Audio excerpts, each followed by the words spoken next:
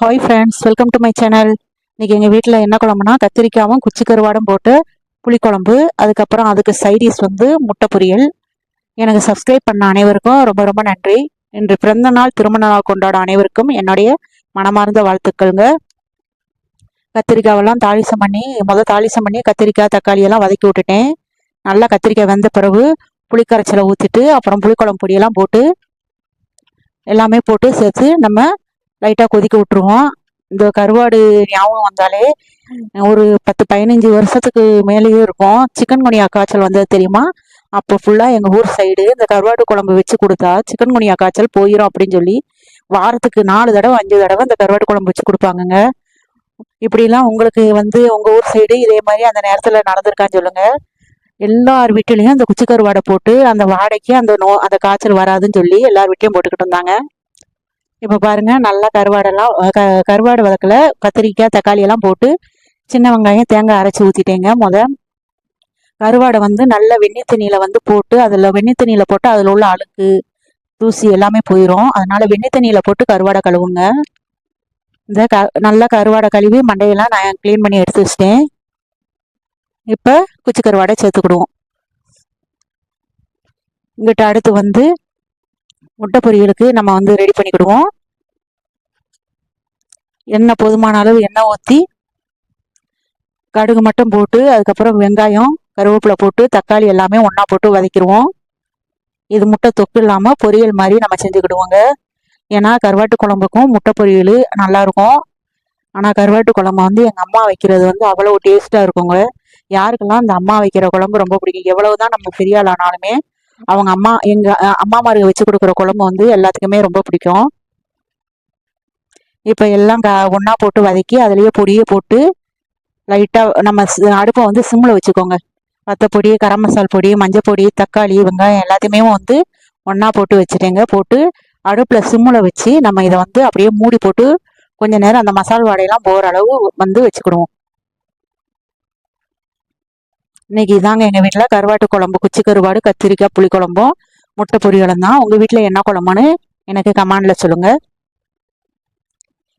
இப்போ ஒரு 5 முட்டையை வந்து இதில் உடச்சி ஊற்றிக்கிடுவோம்.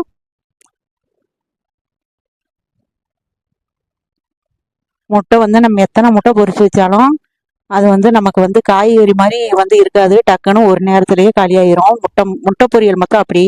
காய்கறி வந்து நம்ம பொரிச்சு வச்சா பிள்ளைங்க யாருமே விரும்பி சாப்பிட மாட்டாங்க. ஆனால் அந்த முட்டையோ மற்றபடி கவிச்சி சாப்பாடுனாலும் வீட்டில் மிச்சம் மீதியே இருக்காது.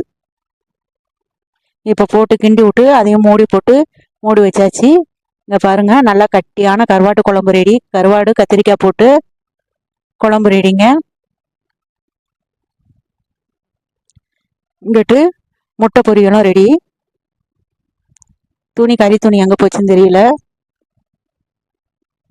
பாருங்க, இந்த கட்டியாக இருக்கிறதெல்லாம் அப்படியேவும் உடச்சி விட்டு கிண்டி விட்டோம்னா நல்லா ஒன்று போல் பொரியல் மாதிரி நல்லா பெரிய பெரிய பீஸ் இல்லாமல் நல்லா எல்லாம் ஒரே மாதிரி பீஸ் ஆயிரும். முட்டை பொரியலாம் ரெடிங்க. எல்லா வேலையும் முடிஞ்சாச்சு. இன்னைக்கு சிம்பிளான சாப்பாடு தான் எங்கள் வீட்டில். உங்கள் வீட்டில் என்ன சாப்பாடுன்னு சொல்லி கமெண்ட் பண்ணுங்கள். இப்போ என் பொண்ணுக்கு தட்டில் சாப்பாடு வச்சு கொடுத்தா அவள் சாப்பிட்டுக்கிட்டு இருப்பா.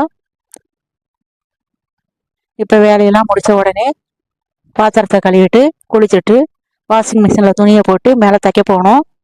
இன்றைக்கி ஒரு 2-3 ப்ளவுஸ் இருக்குது. அப்புறம் சாரி முந்தி அடிக்கணும், அதையும் பார்த்துக்கிடுவோம். வாங்க அதுக்கப்புறம் தைக்கிற வீடியோவை பார்ப்போம். இந்த சேலை நான் மீஷோவில் ஆர்டர் பண்ணி எடுத்தேங்க. 470 ரூபாவோ எவ்வளவோ. நல்லா இருக்குது சாரி, பார்த்தா செம்மையாக இருந்துச்சுங்க. அது வந்து சட்டை அந்த க்ரீன் கலராக இருக்கிறது. சேலை வந்து நல்லா பட்ரோஸ் கலரில் கீழே வந்து இந்த ப்ரோசா மாடல் வந்து பார்டர் கொடுப்பாங்களே அப்படி கொடுத்துருக்காங்க. சிப்பான் சாரி தான். நல்லா வெயிட்டாக இருக்கிறவங்களுக்கு என்ன மாதிரி ஆளுகளுக்கு எப்படி சாரினா நல்லாயிருக்கும். கொஞ்சம் ஒல்லியாக காமிக்கும்.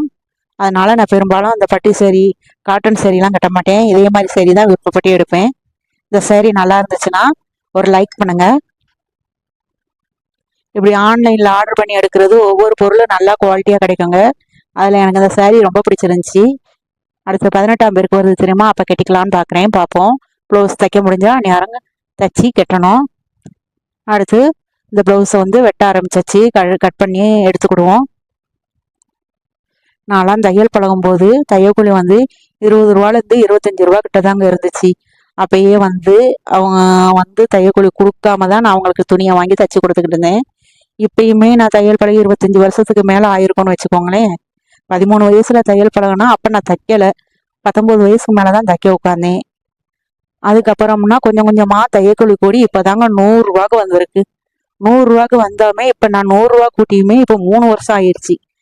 அங்கிட்டு இங்கிட்டு சிட்டி ஏரியாலலாம் தையக்கூலி கூட தான். ஆனால் அந்த 100 ஒரு சில பேர் இன்னும் மலைச்சிக்கிட்டு தான் இருக்காங்க.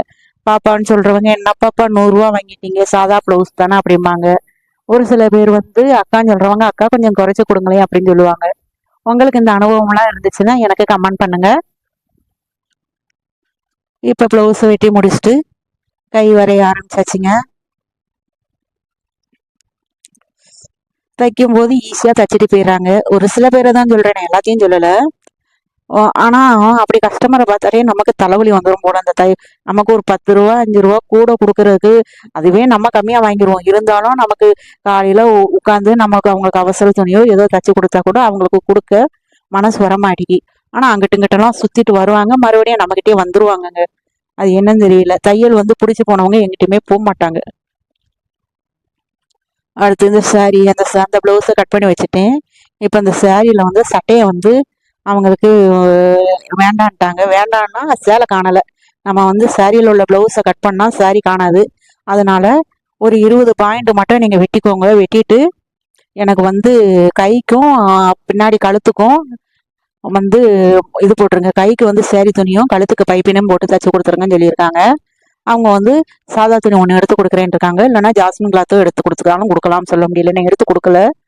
சாரி மொத்தம் முந்தி அடிச்சு கொடுக்க சொல்லியிருக்காங்க. அதை வெட்டி நம்ம வச்சிருக்கணும். அவங்க ப்ளவுஸ் எடுத்து கொடுத்த பிறகு நான் உங்களுக்கு அந்த வீடியோ போடுறேன்.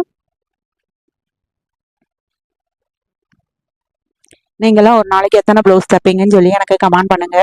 என் சேனல் பிடிச்சிருந்துச்சுன்னா லைக் பண்ணுங்க, சப்ஸ்கிரைப் பண்ணுங்க, பக்கத்தில் இருக்கிற பெல் பட்டனையும் கிளிக் பண்ணிக்கோங்க.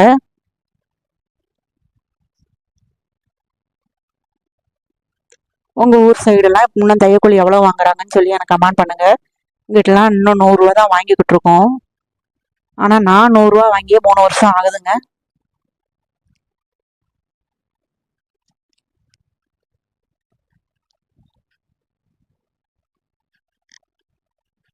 காலையிலேருந்து சாயந்தரம் வரையா நமக்கு வேலை இருந்துக்கிட்டே தான் இருக்கும். நம்மளை மாதிரி தையல் தொழில் பார்க்குறவங்களுக்கு தெரியும் அதனுடைய இது. அதே மாதிரி தையல் தொழில் பார்க்குறவங்க வீடும் எனி டைம் குப்பையாக தாங்க இருக்கும். கீழே நம்ம நீட்டாகவே வச்சிருக்கிற முடியாது. எப்படினாலும் நம்ம வந்து கிளாத்தை வெட்டி போடுவோம் தெரியுமா. அந்த கிளாத் ஃபுல்லாக கீழேயா கொட்டி கொட்டி அங்கிட்டு இங்கிட்ட சரி. வீட்டில் வச்சு தைக்கிறவங்கள சொல்கிறேன். வீட்டில் வச்சு தைக்கிறவங்களுக்கு தனி ரூம் இருந்தால் இப்போ பிரச்சனை இல்லை. நம்ம ஒரே ரூமில் உட்காந்து தைக்கிறவங்களுக்கு வந்து அந்த பிரச்சனை வந்து கொஞ்சம் இதாக தான் இருக்கும் பாருங்கள். சாரி நல்லா இருக்குங்க. வெறும் 400 தான் சொல்லியிருக்காங்க. ரேட் சில்கில் நல்லா குட்டி குட்டி ஸ்டோன் வச்சு இது வந்து உங்களுக்கு ப்ளவுஸும் முந்தானியும் ஒரே இதாக கொடுத்துருக்காங்க. குஞ்சான் மாடல். மேலே தையல் போடலாம்னு நினச்சேன் குஞ்சானில். ஆனால் அவங்க டபுள் தையல் போட்டு தான் இருக்காங்க. சரி வேண்டான்ட்டு எடுத்துட்டேன். நல்லா ஒவ்வொரு குஞ்சான் வச்சு இது பண்ணுறதுல வந்து தையல் வந்து சுமாராக தான் இருக்கும். அந்நேரம் நான் மேலே ஒரு தையல் போட்டு கொடுத்துருவேன். இவங்களுக்கு நல்லா டபுள் தையல் போட்டு நல்லா இருக்குங்க. ஓகேங்க, இவ்வளோ நேரம் என் வீடியோ பார்த்ததுக்கு ரொம்ப நன்றி. என் சேனல் பிடிச்சிருந்துச்சுன்னா லைக் பண்ணுங்கள், ஷேர் பண்ணுங்கள், கமெண்ட் பண்ணுங்கள், சப்ஸ்கிரைப் பண்ணுங்கள். பக்கத்தில் இருக்கிற பெல் பட்டனையும் கிளிக் பண்ணிக்கோங்க. சேரீயை மடித்து அவங்க பேக்கில் வச்சுட்டா இன்னைக்கு அவ்வளோதான். இந்த சேரீக்கு முந்தி அடிச்சாச்சு. அப்போ கட் பண்ணி வச்ச சட்டையை தைக்கணும். அடுத்து இன்னொரு ப்ளவுஸ் தைக்கணுங்க. இதான் வேலை.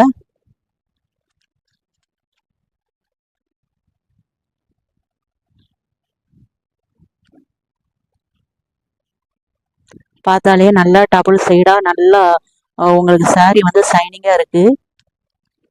ஃபஸ்ட்டு குவாலிட்டியாக இருக்கும்னு நினைக்கிறேன். நல்லா ஷைனிங் கொடுக்குங்க சாரீ.